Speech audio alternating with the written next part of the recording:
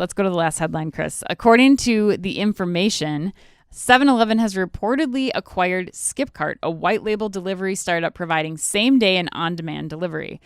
Restaurant Dive is also reporting that no terms or conditions of the deal have been clarified, and neither company will respond to requests for comment as of press time. But according to the report, Chris, the deal will allow 7-Eleven to compete directly with DoorDash, which 7-Eleven has partnered with since 2015, and also GoPuff. Yeah. We had to include this one. What are your thoughts on it?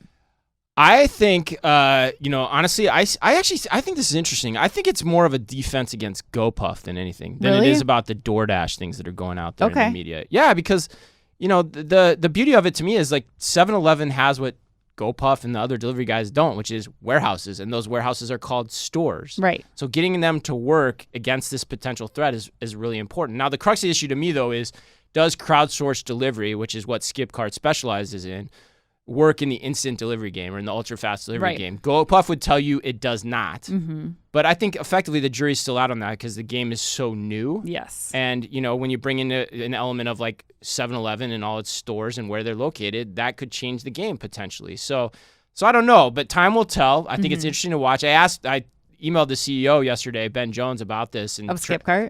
To see if he could give me any intel. He couldn't.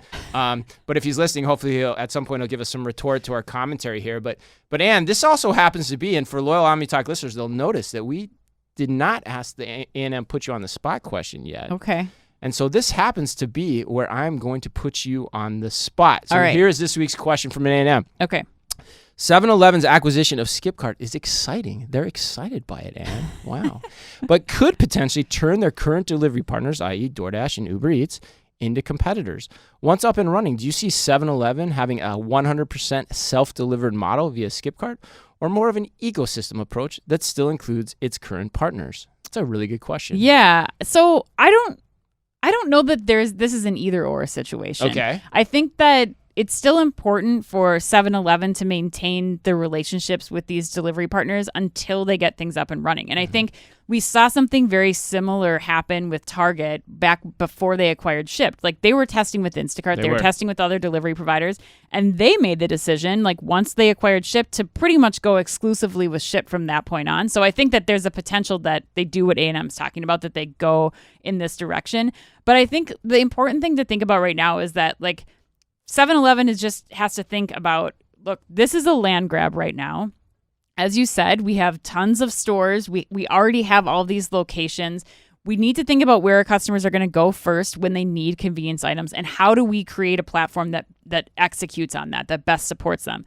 The other thing you have to consider with 7-Eleven is that you have tons and tons of franchisees. And so we've seen 7-Eleven in the past build their own tech in-house to fulfill to do scan and go in stores, because they have to be in control of how that gets communicated, how that experience remains consistent among thousands of these franchisees. And so I think that will we see 7-Eleven eventually go the way of, yes, they acquire this company, they take on their own delivery? I think so. And that's just because of kind of maintaining control and maintaining that consistency throughout. But I think I agree with you 100%. I mean, I think like it's not a mutually exclusive question, right? Like I think you'll probably see them move more of their business away from the other providers over time. Like that just seems to make sense, like as a proportion.